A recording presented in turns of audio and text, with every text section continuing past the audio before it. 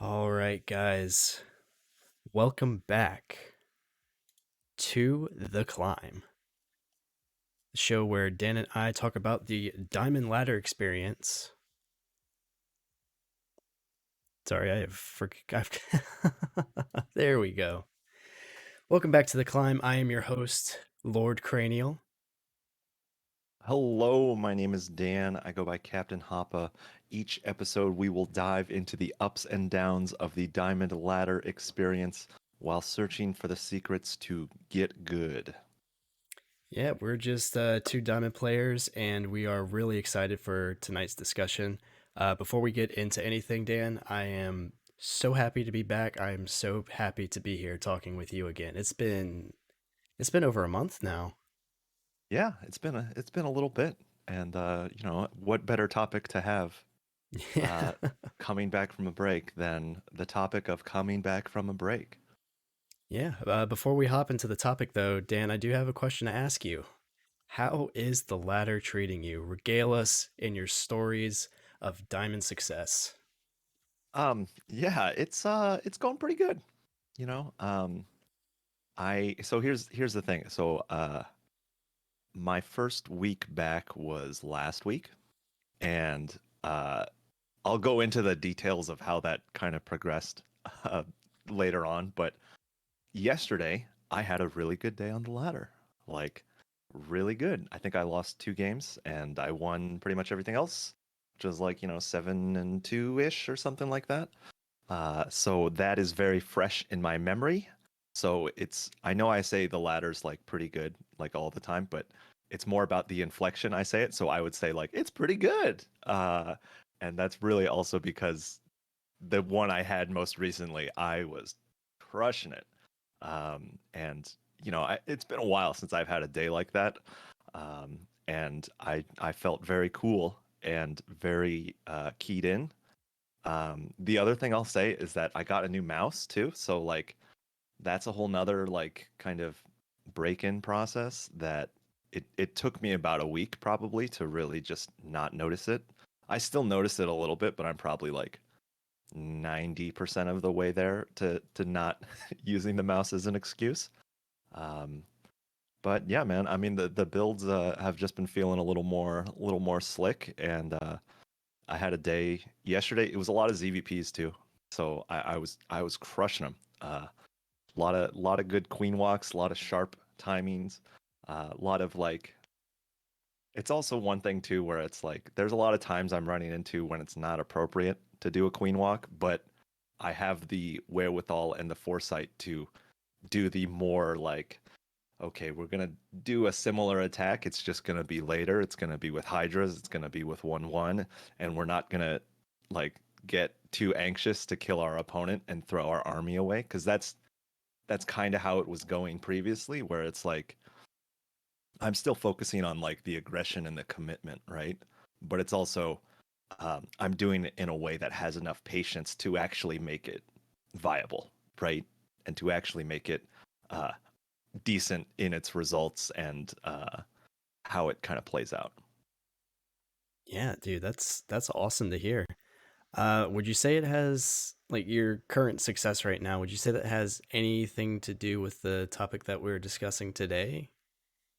Um, yeah, I mean, probably. It's also, I think, it's also kind of the de-rusting phase because the games I played last week were just every day was like a new mess, like every day had a new weird thing that I had to be like, oh yeah, that's a thing I have to do in this game. Um, and yesterday was really just like oh yeah, this is what it's like to have the things kind of click and to have the things kind of work together in harmony because it is otherwise just very like disjointed and chaotic. I mean, it's chaotic on a normal day, but it feels more chaotic when you yourself are just kind of flailing about wildly. Yeah, I mean that's really awesome to hear though that you're starting to kind of get back into it, and even with the even with the new mouse, which we will continue to blame for probably about 2 more weeks. I think that's a good window for it. But Yeah, I had a tweet where I was like, I got a new mouse and now I can make excuses for about 6 months. So yeah, there you go. it'll be on the table for a while. So, hey, it's okay. Yeah, don't balance wine. Blame your equipment. That's how pros should do Yeah, operator error. it. Yeah. So do you have anything else you want to share about your ladder experiences? Is there any like particular matchup that you're feeling good about? Any particular matchup you're feeling bad about? Um, yeah, it's kind of hard for me to say because I'm not really like again, I think the priorities for me, just because I know I'm kind of coming back from a break, is um it's very loose as far as priorities go, and I'm also just kind of just trying to like tread water, if that makes sense. Like Mm-hmm. I'm not trying to be like I'm gonna pull this off, I'm gonna do this, blah, blah, like I'm just like, yeah, I'm just gonna try to play and like see if I remember how to play this game. Um, oh, the one thing I will say that I have changed is I'm trying to be more reflective upon the games that I play. And I don't remember how much I specifically talked about this in the burnout episode, but I think one of the things I really noticed um, is that I got to a point with my gameplay and my streams where every game just kind of blurred together in this weird amorphous blob. And at the end of a ladder session, I don't really have like a reflection period. It's just like I either feel good or I feel bad, and that's it. Like that's all I could like process. Mm-hmm. So I'm making a very deliberate effort to try to like rename every replay, right? It's something that Oh. I just I am very bad at. I haven't done it consistently pretty much ever. I mean, maybe I did it in gold or plat back in the day where I actually named everything, but I'm really trying to make an effort just to name them and just to just this is the opener, this is what happened, this is the push he did, this is what I made. Like I can cram a lot of information into the one line, but it also just um it really helps me just remember the game, beat by beat. Mm-hmm. um, Even if it's like, oh, 12 pool, I did huge damage and I close it out. Like that's a straightforward summary and it tells me, the main takeaways from the game. Uh, and so far, it's been pretty helpful. Like I enjoy it, and this is the other thing I do. I'm trying to do is that um, I've been trying to take walks here and there, and while I'm walking, I'm just like reliving a lot of the decisions because I think that's really the only way for me to really improve my decision making, right? And it's one thing to make the wrong or right decisions, but I think it's another thing to really like understand why you made those decisions, right? Right. Um, and sometimes it's like an overreaction to something you see, and I'm like, well, why did I overreact to it, right? Like, why did I go all out for that, or it's like, Mm-hmm. why did I see it without seeing it? And I think the why helps me kind of round out a lot of the decisions I make in the game, and it keeps the games like separate in a way that they're not just like, oh, I played StarCraft for 4 hours and it was all right. It's I think there's a lot to be said to keeping them you know delineated game by game and decision by decision, because each decision you make, right, is going to just be wildly different based on the circumstance and your opponent. Yeah, absolutely. It's also nice to just kind of have that ability to catalog each game, and if you need help with something, you can just like you immediately know where it is, just pull it right up and either send it to a coach or just be able to watch it and analyze it for yourself. The replay naming thing is something I've kind of been doing for a little while, but I don't really put too much information on it. I just the matchup, what game it was that day, win or loss, and also the date. But usually I've gotten pretty good about knowing like which ones I need at any given time, and just like, oh right, this is the TVZ that was yesterday, pick that up. All right.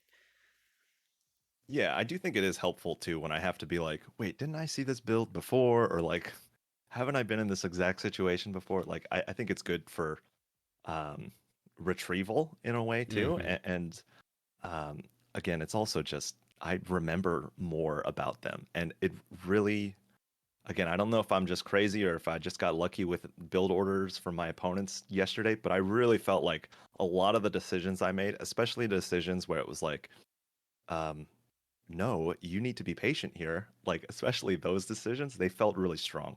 And they felt like because I was able to make those decisions solidly, it makes my follow up like a million times stronger and a million times more focused and powerful. And, then I'm crushing with layer tech in 1-1, you know? Yeah. Yeah, that's awesome, man. So, do you want to go ahead and hop into highlights and lowlights? Sure. Um, let's see. So I started. This is the low light. So this was on Romanticide, and it was a ZVT. Um, and I don't know where to start, but um, my opponent did a really weird build. So he proxied a starport with a tech lab and delayed his second command center by a lot to get the starport faster. Um, and it's one of these things where I didn't have all of the pieces of the information because I knew he had a surprisingly high amount of Marines at the beginning, which is the ultimate like scout denial, no overlord, no nothing kind of thing. And I couldn't confirm whether he had a nat, but like the Marines itself were me being like, something's wrong. Like he's doing something, like, so I was concerned. And then he proxied the starport, which again I think it's funny he proxied it because I didn't scout his main base like fully. Like I never got an overlord in. Like he had Marines. Like I wasn't even gonna really shoot for it. But um, anyways, a couple banshees pop out with cloak relatively quick, faster than I would have anticipated, and they did quite a bit. I think it's a lot of the early game for me. I was like a little tense and a little afraid because I was pretty confident it was a one base build, but unable to confirm it was a one base build, and also not knowing exactly what type of one base build it was. So like my layer was later than it probably should have been because I was like kind of just thinking, like just like Hmm. I don't know what this guy's doing. Um, so the banshees show up and they do a lot. It's one of these things where you can know what to do, right? And like I had spores, right? I had spores. I didn't have like intermediate spores, so I'm still like kind of huddled in by my mineral lines, and the banshees are just really being annoying, and they kill a couple queens here and there, and um, it was decent damage, and I and it's one of these situations where I'm just like I'm staring at my lair waiting for it to finish because he can like also Romanticide has a lot of like in between space. Even if you got your spores in your mineral lines, there's still a lot of space. And if your queens are still out in the open, like they're just gonna die. And so I'm just staring at my lair, trying to get an overseer as fast as I can. And eventually I clean it up or I kill one of them and then the other one just flies away. Um, and then the thing that really got me is so okay, I'm trying to resettle. I'm trying to get everything back. I have, I'm still checking on my opponent to see what he's doing and all that. And then probably like a minute later, four cloaked banshees come back into my base and just kill all my queens. And I'm like, oh god. And it just kind of spirals from there. And I got beat up by banshees. I think I lost like 20 drones or something like that. And once you lose all your queens in those situations, it's like you really have nothing that can save you from four banshees just deleting things all over the place. And I did, oh yeah, I did a desperation roach YOLO because I was like, well, let's pull the banshees home maybe. And then it's just like his natural base is just like three tanks in a bunker, and I'm like, well, he got me. So then I left because I was down, 20 drones or whatever. And yeah, it was just brutal. It's just when like a banshee is just getting more than you feel like it should, and then it just keeps getting more. And then I really didn't expect him to follow up with more cloaked banshees, because otherwise I would have like doubled down on queens and whatever. Oh yeah, and then this is another thing is that I think in my panic, I moved one of the spores that I had at my third base mineral line. I moved it forward because the banshees were being very annoying. But then when he did the second push, I didn't have a spore in the mineral line, and it's like, well, everything's dead. Hmm. It's yeah, Uh, that's one of those strategies that I personally haven't seen in a while. It's not really in the meta right now. Um, but yeah, that's definitely a weird one, especially if he's trying to get that starport out before his natural yeah, command center. That's a bizarre one. yeah. And I think that's also one of the more painful things about it too, is because I know that it's a quote unquote bad build. Like it's not a build that is optimized and it's not the most efficient thing in the world, but if it does the damage, it does the damage, you know, and if I keep losing the right units and if I get caught out of position on the second one, it just it it beat me up, man. And it's tough. Yeah, I mean, people are still like even the highest level players are going to be caught off guard by something that is typically considered off meta. There's an element of surprise to it that I feel like a lot of people tend to kind of gloss over. It's just like, oh well, six banshees, that's stupid. Yeah, well, it can still catch some people off guard, and if like you said, you're targeting the right things down and they die, you're kind of just out of luck. You got caught by surprise, and that's just kind of an element of this game. Yeah, well, and it's also like I can only pull my like one of the emergency procedures for Zerg in those situations is to pull all your injecting queens off the base to get them to the front, you know. I did that like twice and they and and you can only do that so many times and when they're dying, it just like it really just adds up over time and yeah. And I lost to it. I will give him credit. He did a good job denying the information and also just locking down his natural to prevent any sort of counter push. Um, and I was dead. Yeah. Um, do you think this is one of those games where it's kind of like a one-off build, or do you think there's something actually there worth learning? Yeah, I mean, you know, I don't see one base builds too often. I mean, honestly, there was a phase where I felt like there were a lot of Terrans who were like trying weird one base things, but honestly, I feel pretty confident in my ability to shut them down. But again, it's also the other thing is I delayed my own layer.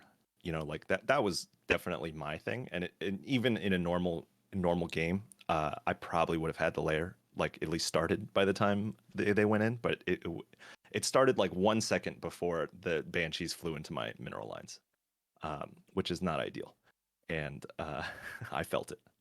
Yeah, it's good to see that you can at least pull a little bit of information from a game like that. Yeah, and you know, I probably won't.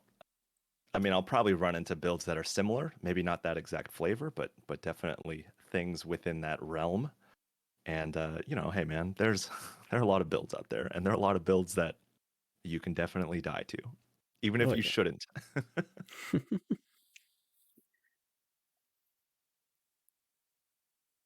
um, this is, I think this I have a bonus low light. I just thought it was hilarious to me. Um, but I was playing a ZVP and I I had a pretty good opener with the 12 pool, I want to say. And then he made DTs as a follow up, and I was just completely caught off guard. And I think one of the reasons I felt so off guard is that like the idea of DTs was a surprise. Like I didn't even have that like in my brain at all. Because sometimes like you're like, oh, okay, well, he's Protoss, right? He could do this, he could do this, he could do this. But I had zero idea that that would happen. And that surprise did so much damage to me. It was ludicrous. The other thing too is that this is also just a panic thing that I thought was hilarious. Is that so he got 4 DTs into my main, no spores, no lair, no nothing.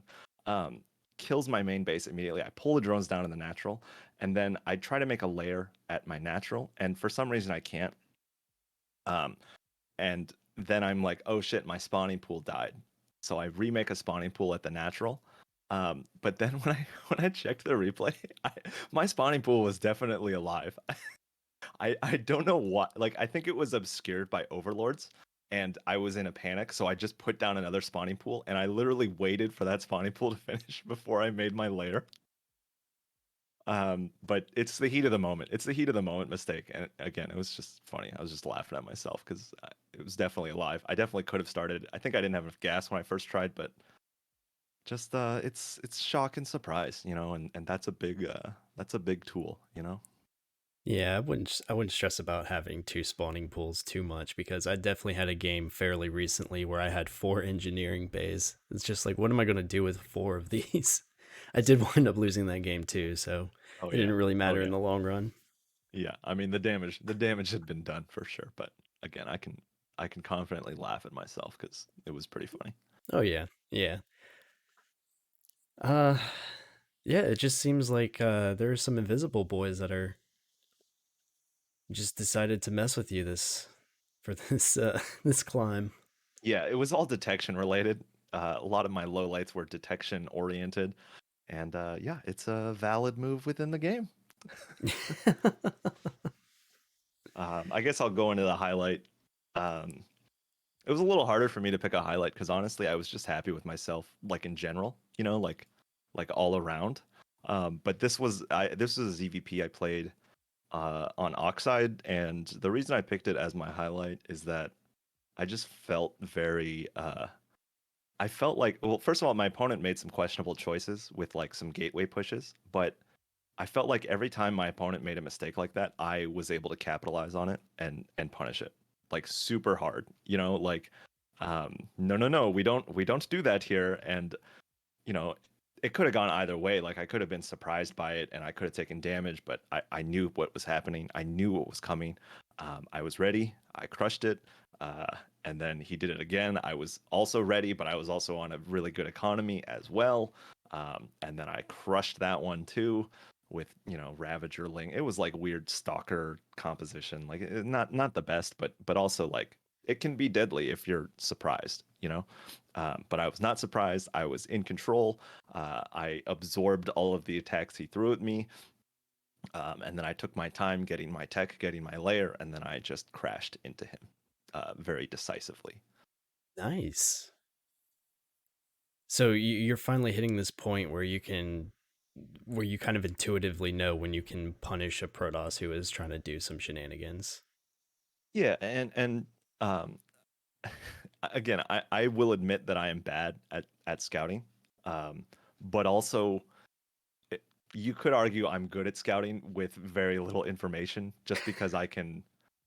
It's in a laser style of scouting where it's like I make a lot of assumptions, but a lot of the times it's certain tells can tell you a lot. And one of the things that was a tell that I read is that he defended the 12 pool and like it didn't do huge damage. It did okay, I would say. Like I was happy with it, but it wasn't terrible, but not perfect, right? And not game winning by any means. But like he had like two extra zealots after that, and I'm like, I don't think that's a mistake because like there was enough of a delay to where it wasn't like immediately after. But it was weird enough for me to be like, this seems suspicious. We're gonna get a safety warren and a couple of safety roaches just in case he does decide to randomly walk across and catch me droning. So I was just not only was I mentally prepared for that, and he did do that, like it was just a random time with a random amount of gateway units, but I was ready for it with units and just I was ready for the idea of it. And we just crushed it. I mean, that sounds pretty good. I mean, um, the laser form of scouting where you do have to make assumptions. I mean, I feel like is that's a very valid way of it's almost essential in playing StarCraft because it's a game of imperfect information. So you're not going to know everything. So you are going to have to make a couple of assumptions. So it's good to hear that you are taking advantage of, or you're making the correct assumptions, I should say. Yeah, well, it's one of these things too where it's like I feel like it's a skill I've developed because I'm notorious for not getting something into the main base. And I'm glad I have this skill, but I also am very aware that like there are many builds where like I need to get in to just not die, because like the assumptions and the subtlety stuff, like it'll get you places, but it'll only get you so far. And there's just a whole list of builds too, where it's like yeah, if you scout it, you don't die. But if you guess at it and are wrong, you are 100% dead. Yeah, for sure. And there's always the really odd builds on ladder or the odd compositions or odd play styles. I definitely have had times whenever I don't feel comfortable making an assumption. I'll go ahead and like scan another Terran's main base and then take a look and just be like, I still don't know what this is. I've wasted a mule. Not feeling great right now. Yeah, and I think that's something I've kind of developed as I've forced myself to get like the full scout. Excuse me. And it's this sensation that is actually really amazing because when I'm in the game, I have this feeling where it's like I know when I need to scout, like 100% need, and I know when I can be like, it's probably this. But there are certain times where I'm like, I really need to find out, and it's those um, asking that question of your opponent, like what's happening, what's happening, what's happening, is valuable. Because before I didn't have that, and I would just kind of like, just I'm doing my build. Yeah, I think that's actually kind of one of the funny things about playing StarCraft on stream is that you do have to like verbalize some of these things, and I think it actually is like personally helped me out because I'll see something going on in like a Protoss person's base, and I verbally say, what is this, what is this, and it kind of gets you on that train of thought of just like, okay, it could like this is a Twilight, is it clearly upgrading something? No, so it could be High Templar early, it could be Dark Templar, but yeah, asking those questions is incredibly important. Yeah, yeah, and work in progress. You know, it's all coming together. Um, but yeah, no, I felt good, and also he had a hidden base that I didn't know about, but I still won the game by smashing into the natural. So that's always nice. Nice, nice. Anything else you want to share from those games? No, I think that's about it. I think that's a pretty good overview. All right, cool. All right, buddy. Well, how's your ladder been going? So I'm still kind of in the process of getting back into, streaming StarCraft and playing it more and more and more. Sure. But recently I would say it's been pretty good. Um, there's a lot of it's stuff that we can talk about whenever we get to the topic, but I have been feeling a little bit sharper in the mind. Yeah. Um, but my like actual reflexes are a bit slow. Um, and I tend to panic a little more under pressure. It's a weird dynamic that I can talk about a little bit more. Yeah. Yeah. Yeah. But I've been having fairly decent success. I wound up getting my Diamond 2 badge back and have been, Noise. climbing recently. So I'm pretty happy with what's going on. I also took some time to play on the European server, which that has been interesting and will be part of my highlight. Sure. That's exciting. And so like do you feel like it's mechanics? Do you feel like it's just rhythm or like kind of hard to say? So I would say I'm definitely feeling rusty on the rhythm of it because I definitely some of my micro tends to be a little bit off, which is also part of a low light. But Sure. I think like game sense and gameplay wise, I'm feeling sharper. Yeah.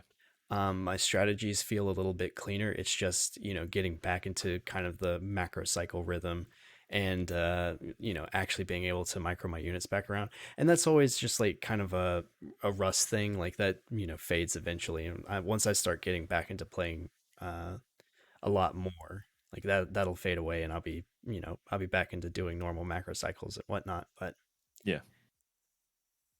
Um, is there any matchups or any builds or anything that you're working on, or is it all just kind of I'm anything at this point?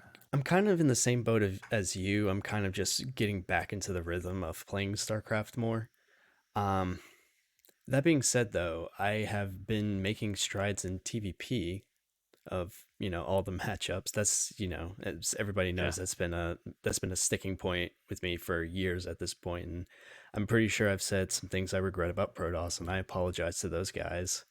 But It's all right. Just let the salt flow through you. It's okay. no, I don't want to give Terran an even worse reputation than it already has. But yeah, I mean, I'm feeling fairly solid in all of my matchups. It's just right now I'm trying to get back into the flow of things. Yeah. Um, well, I don't know if you have anything else generally, because I'm kind of anxious to get into the topic. Hmm. So I don't know if you want to go into the highlight, low light from here. Yeah, we can do these. We can do these fairly quickly. So, as I said Sure. before, I played a little bit of the EU ladder kind of during my break. I only played 4 games, and to be fair, they are placement matches, but all Yeah. 4 of those were cheese. All of them. Mm, I was interesting. proxy void rated. I was actually, yeah, 4 racks into proxy 4 racks, 1 factory, 1 starport. Mm, Um, there was oh yeah, 1 base Terran and an attempted charge lot all in, I believe. But all mm, 4 of those I completely wrecked. Now, in fairness, a couple of those were a little bit under my league, so sure. I don't want to brag about those too much, but there were 2 that were, my skill level, Yeah. and there was something very satisfying about just absolutely destroying it, especially the person who did a proxy 4 racks, because I was making a very concerted effort to scout at that point because I'm just like, oh my god, everybody in EU is cheesing me. I don't understand what's going on, which Yeah. is really interesting and actually taught me some other things. But I'm scouting. I don't see barracks. I'm just like, oh well, I'm getting screwed right now. I'm expecting something like a 2 rack Reaper or 3 racks Reaper. It's not often that I see the 4 racks Marine because it's not super great in TVT, but Yeah. he tries to come walking up, and I've already got a siege tank, so I've completely nullified that threat. Yeah. But he decided to stay, or he like usually when that happens, people are going to lift up and they're going to go home. Sure. Not this guy. He or they put down a factory, a starport, and then just started dropping into my base. And it was one of those moments where I'm just like, for starters, I know I have more stuff than you right now. I'm on more bases. I know that if we go into a base trade, I'm going to win because you know what? I have Vikings. You don't. You lift your buildings up, and I'm going to chase them to the corners of the map. Yeah. Yeah. Yeah. It's But like we're. I've played this game before. I know how Terrans think. I know what these buildings can do in corners. Yeah. I've been here. Yeah. I trust me, I'm 2 steps ahead of you. I'm also a Terran. I've also done these things. But yeah, so I'm killing his production faster than he is. He's not I think his focus was a little bit all over the place cuz they were, they weren't shelling at the important buildings. Like they weren't taking my production down quickly enough. So I was able to get like Yeah. tanks out, more marines, and eventually kind of push them back. Um they sent me some BM and then left. Nice. Good job. Yeah, Um, exciting I, match.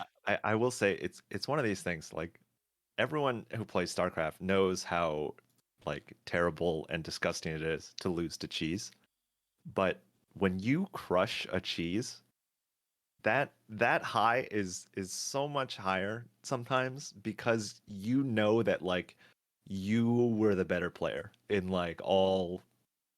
all avenues, right? It's like I feel sometimes when I do it, I feel like I'm Cyril because like I just shut it down in like the most like clean, decisive, like I'm better than you kind of way. You know what I'm saying? Hmm. And man, it's such a great feeling. I mean, we're still gonna lose the cheese, but when you stomp on it, man, it's incredible. Yeah, when I beat the person who proxy void rated me, I had to like get up and walk around for a minute because I was just like so stoked. I Yeah, like at that point I think I had beaten like 2 other cheesers, so I'm just like I'm on a roll right now. yeah, yeah, yeah. No, it's definitely the level of satisfaction is sometimes almost greater than a macro game if it goes as well as you want it to. It's oh man, I'm so happy for you. Yeah, I'm still even thinking back on it now, I'm super excited with that. But for my low lights, if anybody follows me on Twitter, I posted about this. So there is a clip floating around of this, but I was taking on a Protoss on 2000 atmospheres. Um, Uh-huh. I've been trying to be a little bit more aggressive in TvP, doing more three racks rather than 3-1-1. So I get, I'm like pushing across the map, and a lot of Diamond Protosses have decided to respond to this by just staying on two bases for a little bit longer, Hmm. and even getting immortals, which it seems weird to me, but they do hold. So there's Sure. probably something to it. Anyway, so we get into kind of a mid game. He rushes for disruptors, so I'm sure everybody can see where this is going already. Sure. Not salty. Just want to put that out there. Not salty. You're Um, not going to talk about anyone's tools.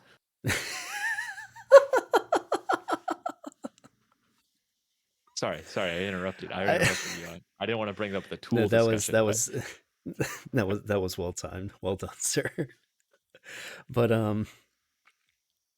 I was going to engage him in the middle of the map, and when I went back and checked the replay, I was up in supply, I was up in workers, like I had the lead in this game.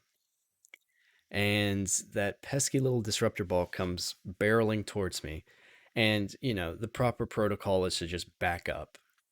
Like you can't really like the person only had a couple of disruptors. So it's just like I just let them expend those and then I can push in, pick some off, and then it's the whole song and dance of yeah, fighting disruptors. Everybody yeah. knows.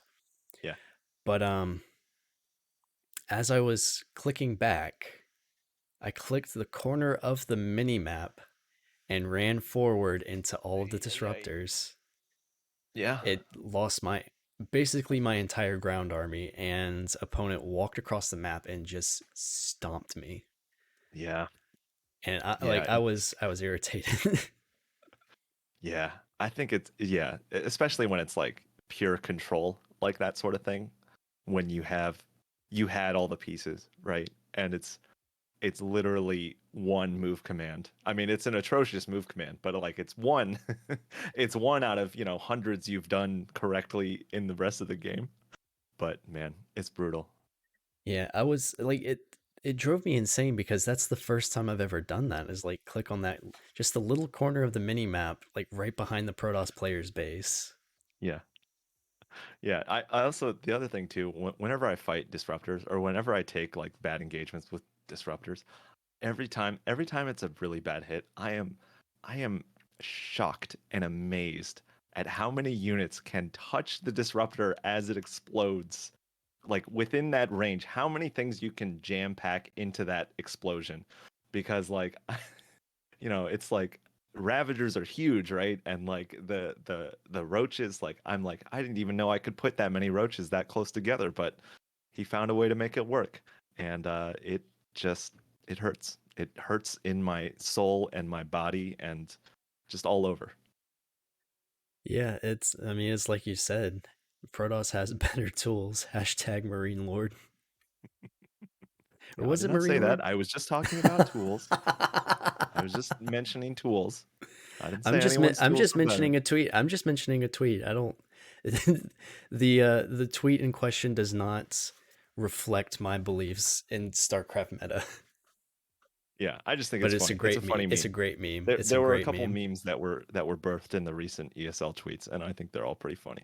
Also, They the are. Max Packs 3-0 what a beast tweet is just I love it. I Yeah. Yeah, it's weird that that one got controversial, but yeah, anyways. yeah, yeah. A young guy getting a first big win. Yeah, how dare he celebrate a win over one of the best European Terrans? Like, come Yeah. on. But yeah, so hey, we've all been disrupted, and we will probably be disrupted in the future. Yeah. But I think it's just payment for all the times I've killed opponents with mines. sure. Well, and it's also like, well, Will, do you know what to do to not have that happen? Just don't click like that. It's just that easy. Just stop it, all right? What are you doing? Play like Clem. Yeah. Yeah, it's rough out there sometimes, but hey, I'm glad you're getting back into the rhythm and bit by bit. It's a process. Yeah, for sure. I'm excited to see what the latter half of the year holds. Yeah, And with that, would you like to go ahead and get into our topic for tonight? sure. All right, Um, guys. oh no, go ahead. Okay. Um, so as you both know, Captain Happa and I took a little bit of a break. We weren't able to do the climb 3 weeks ago. We couldn't do it last week. I had some stuff going on, but both of us kind of took a break from playing StarCraft a little bit. I took a personal break from streaming for a little while, and both of us are coming back into streaming and playing StarCraft more. So we're kind of going to go into a discussion about kind of our experience of coming back into it. I've had multiple experiences of coming back from a break. You know, Captain Happa will have his own experiences. Some stuff like what you can expect. It's almost like a continuation from last month's climb episode. Take, Part two, knowing when to. Electric Boogaloo. Yeah, there you go. But yeah, Captain Happa, do you have any discussion you want to open with? Um, yeah, I mean, I guess I'll just start by talking about the length of my break and all that. So like, I took an entire like 2 weeks from playing, which is a lot for me because I've been streaming pretty consistently. So it was also streaming. I wasn't streaming as well. Um, but I hadn't taken that long of a break from the game in over a year. Like I've taken maybe 1 week or like 5 days, 1 week before, but never 2 weeks. So it was kind of a new experience for me, and just I got to watch ESL during it, which was also just like a coincidence. So I was still like involved in StarCraft and watching a lot of fantastic games and all that, but I wasn't really playing. So it was definitely the longest break I've ever taken, and from the stream as well, since I've been rolling pretty consistently. But um, yeah, it's I don't know, man. I'm coming back, so I'm about a week and a half back, like playing and laddering very consistently, and it's it's going. I don't know. I don't know. It's one of these things where part of me, it's almost kind of nice when I can go in and play with low expectations because I know the first few sessions are gonna be just complete shit shows. Like I am fully aware of that, and it's kind of nice to I can go in and just be like, well, it's probably going to go bad today. It's a relief mentally to go in with that mentality. But it's also kind of exciting in a way, because it's also like I am I am ready to be challenged by the ladder, because I think the challenge is also what makes it so appealing, right? To everyone who ladders, it's a challenging thing. And when I took such a break from it, I realized that like I really enjoyed that challenge and that puzzle to solve from every opponent. Yeah, that's usually been my experience whenever I come back from a break. It's always there's a game that doesn't quite scratch that itch like StarCraft 2 does. It's very fast paced. It's fun to watch. It like every time I watch ESL, I get in the mood to like just go and ladder hard. Yeah. Um there's a very excuse me, a very competitive scene to be in. Um yeah, there's really just nothing quite like it, and a lot of people after a while they do tend to get that itch again. It's just like, man, I kind of miss that challenge like you were talking about. Yeah. This is also just a funny thing that I noticed. So like the first or second day back, I forget which one it was, but it was definitely one specific day. Um, I got 36 blocked literally 85% of my games. And and it's one of those supply blocks where it wasn't even like, oh, I'm supply blocked for 8 seconds while my overlord finishes. No, no, no. It's the one where like I don't notice it until it's been there for 30 seconds, and then I go, oh god, and then I make like three overlords, and it's like that's the worst. That's like the worst supply block to get, but it's also the classic Zerg supply block to get. But I kid you not, I got it every single game, minus the one towards the end where I was like, That's the only thing I'm gonna do this game is not get supply blocked. But even like I played another one after that, and I think I still got it. So like, it's those kind of mistakes that I feel like are very very present and very to the front of my woes upon the ladder. But it's also pretty easy to fix, right? As soon as I'm like, oh, this is the mistake I'm making every game. All right, next time we're just not going to do that, and it's a minor adjustment because it's also an adjustment that I've made in the past. But man, it felt bad. Yeah, I mean, yeah, whenever you come back from a break, there are some recalibrations that you have to make. But I mean, you would say that it's easier this time around to fix the 36 block than it was the previous time, right? Yeah, well, and also it was easy to fix because I noticed how strong of a trend it was. Because it's not a mistake that it happens every once. No, it happened every game. Barring that issue, how do you feel mentally coming back? Do you feel refreshed? Do you feel like you can take on the ladder with a good attitude?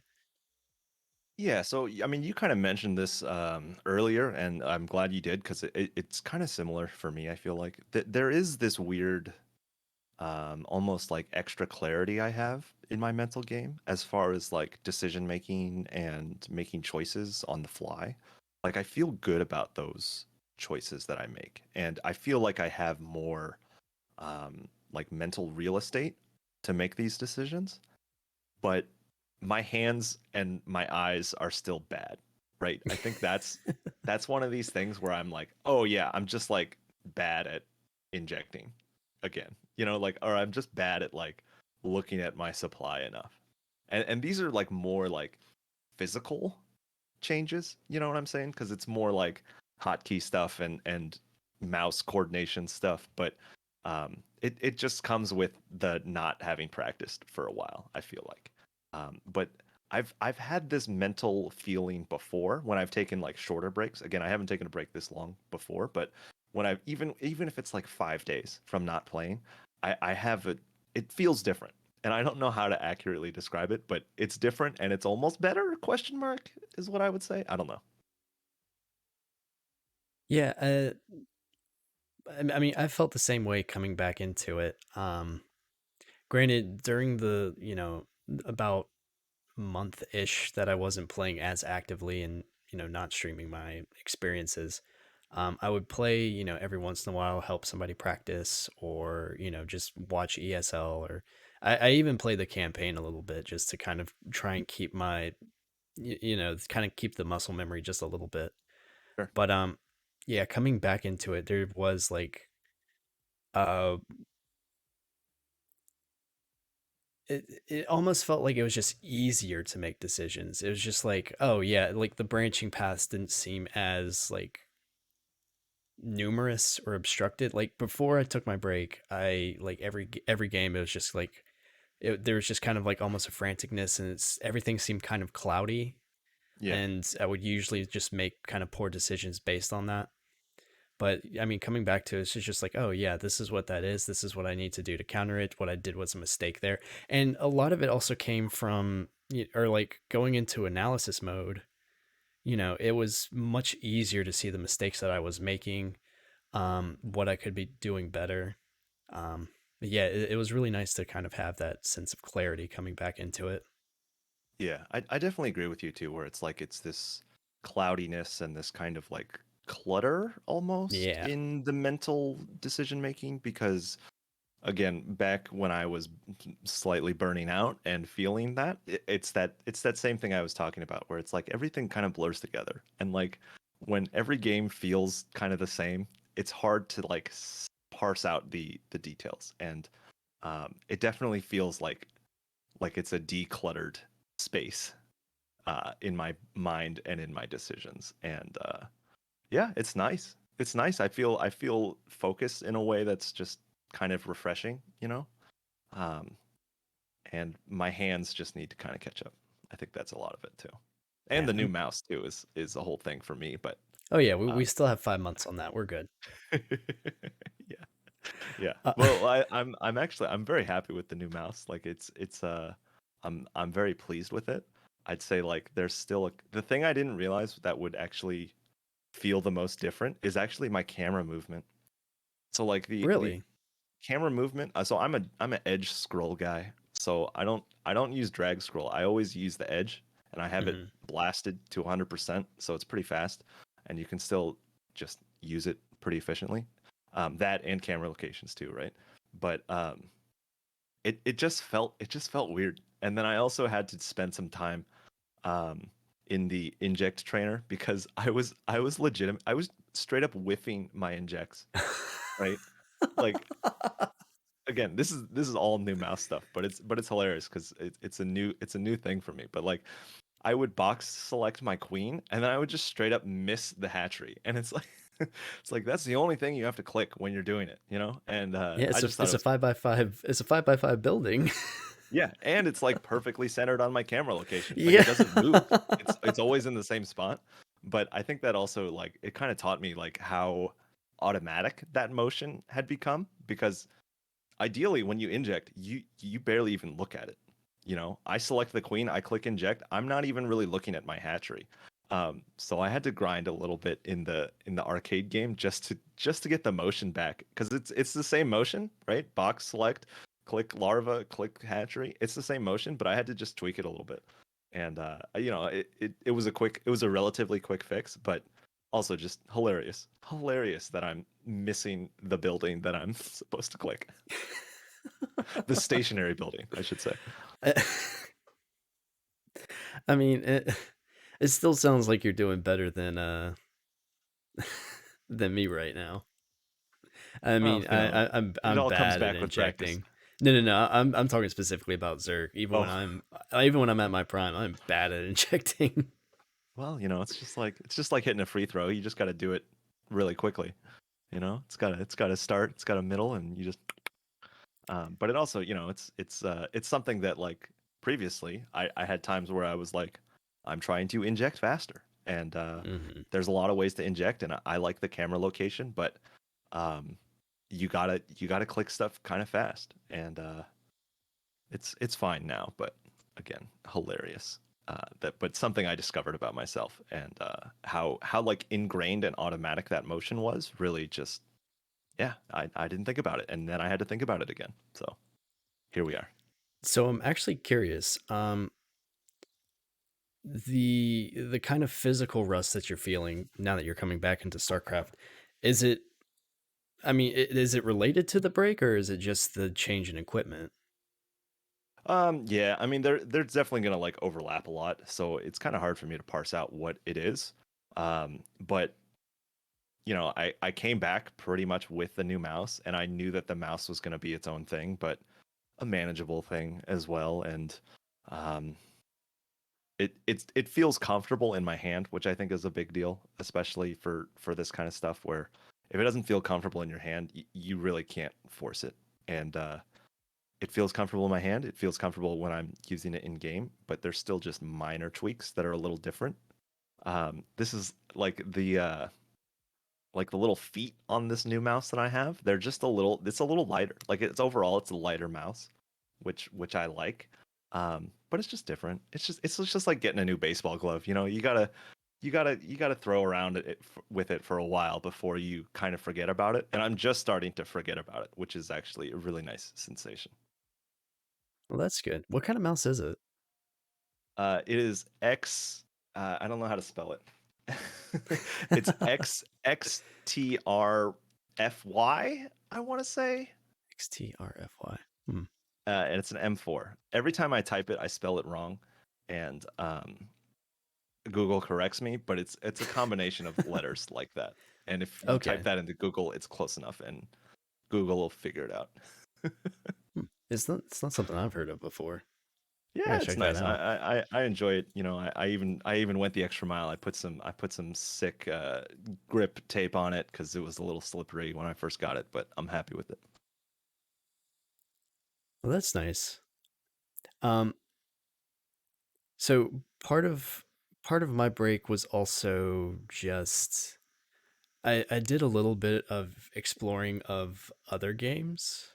Sure. I did cheat on StarCraft 2 just a little bit. Don't tell her. Um,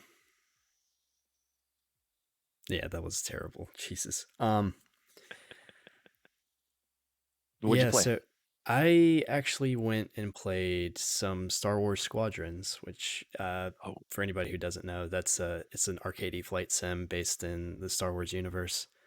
Um and it has a fairly small player base, but it's a little bit fun. It didn't quite give me that competitive itch that I wanted um while playing StarCraft because you have a reliance on a team and it's not quite as like micro intensive, although sure.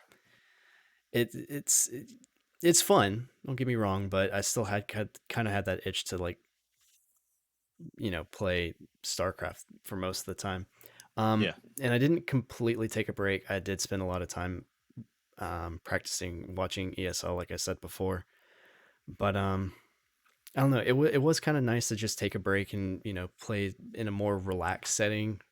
Um, yeah, both other games and StarCraft, but throughout it, I definitely kind of felt that itch. And recently, I've been wanting to play. Like I've been really wanting to play it more recently, but I've been busy with about a ton of other things, so I haven't really had a chance to like just sit down and grind out a ladder session or even stream it, much less. yeah. Well, it's interesting too, because like the games that I play that are not StarCraft are usually more like very like crafty and like open world and like very just like, yeah, you can walk around and you can plant some stuff and go in a dungeon if you want or not or what. Like it's always, I always go for those kind of things as like my non-StarCraft, because like for me, like StarCraft is like the only game that I'm like, yeah, I'm gonna like try hard. I'm gonna Hmm. win. And like I just don't even feel that for other games. Or like I don't want to even feel that for other games, you know? Like sometimes I'll enjoy like a roguelike or something like that, but that's still just like me versus like RNG or whatever, you know? And like um it's just funny how I think a lot of different StarCraft players have different like alternative games that they use, or StarCraft is always just special, you know. Oh yeah. Well, it's actually funny because I usually go through like various different types of games. Like I've been through like an MMO phase where my off game would be something like an old Final Fantasy 11 server. Um, Kerbal Space Program, we've both streamed that a decent Oh yeah, amount, oh which yeah, good times. that scratches it. That's there's something about that game that really just satisfies me every time I play it. Honestly, Yeah, I still got to do my some of my other missions, but I go through various phases of like what I like to play outside of StarCraft, but it seems like every single time I wind up coming back to StarCraft the most out of any other video game and try the hardest in that one. yeah, yeah, definitely. And I also think it's hilarious that like just the idea that like I play a video game and then I play other video games to unwind from the video game that I play. But it's true. It's true. It's like, God, I'm exhausted from ladder. Let's play something where I like just build stuff and don't think about anything. Like it's so nice for me to have that, you know? Yeah.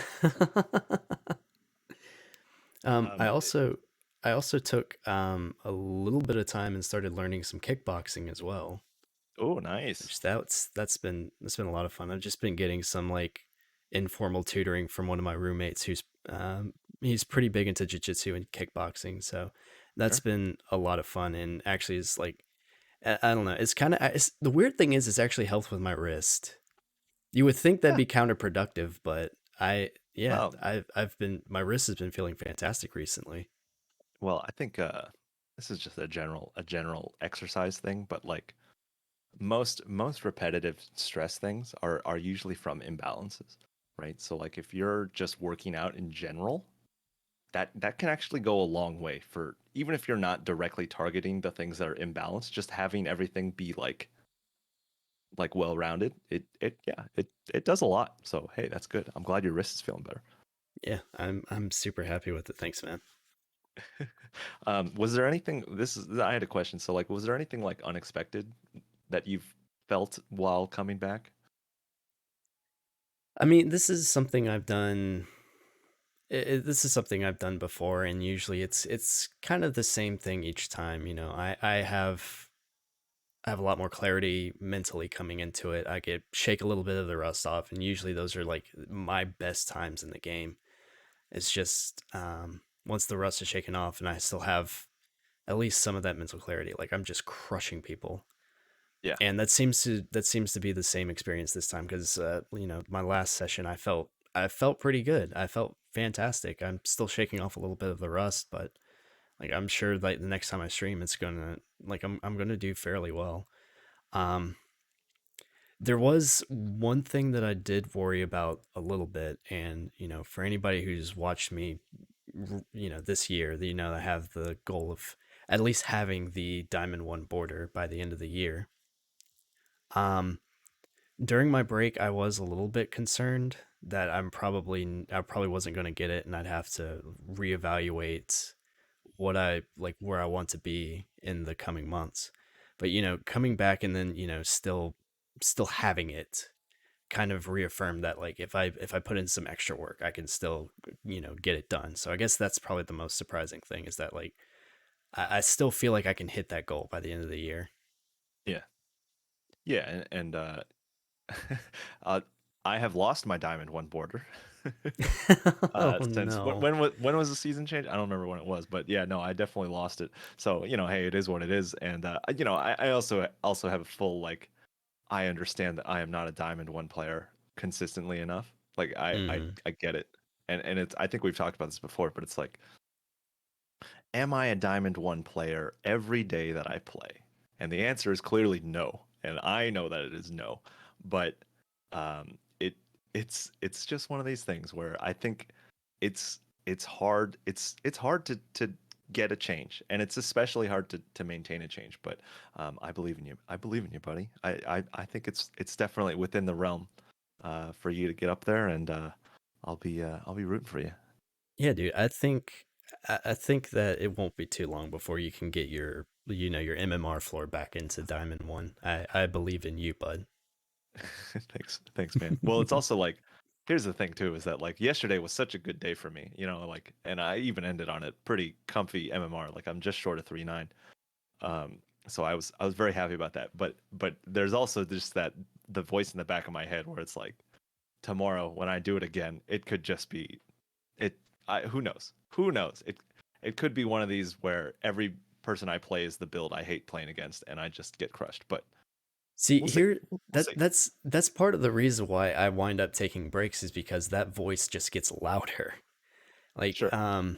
like when I first took this break, I'm just like I was I had constantly had this nagging feeling just like you're not going to be a D2 by the end of this season. It's just constant like nagging thoughts that kind of added to the cloudiness, and I think taking the breaks is important to you know tell that tell that little voice to shut the hell up.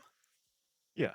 Yeah, and again, it's the recurring theme of like there are many things you can control and there are many things you cannot control.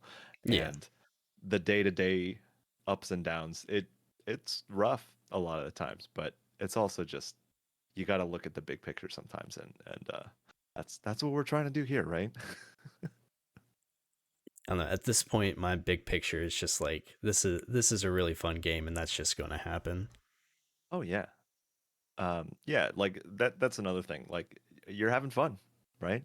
I'm definitely having fun coming back. Like it's definitely a good feeling when the game feels more fun, Oh because yeah, again, it's like when it doesn't feel fun, man, it's very overwhelming, and it's a game, so it should be fun. It should be an enjoyable experience. yeah, absolutely. I 100% agree with you. So, did you have anything else that you wanted to chat about tonight? No, I don't think so. I mean, it's also just going in knowing you're gonna just have not the best first day. It's fine, and it's actually pretty fun. But It is. It is. It's a massive relief. yeah, and you also like this is the other thing too I was kind of thinking about is that one of the things that I miss a lot when I was in the lower leagues is that the improvement is huge, you know? Like even like week to week, you can make leaps and bounds in those leagues, like gigantic, as far as your understanding, as far as your build, as far as your mechanics. But in Diamond, it feels like these jumps are so much smaller and so much more difficult to get, you know? But having the clarity to kind of observe it on the whole, just it helps, and it makes me feel like, oh yeah, I can get better, because even me right now compared to me last week, I feel like I've made huge leaps and bounds, right?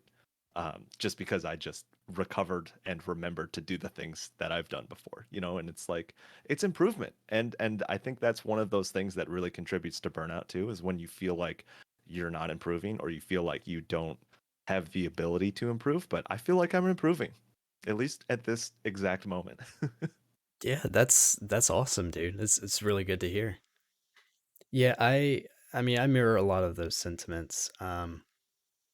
You kind of are going in with just kind of like this. I don't really expect much, but here we go. We got to get back into this, and you do wind up having a lot of fun.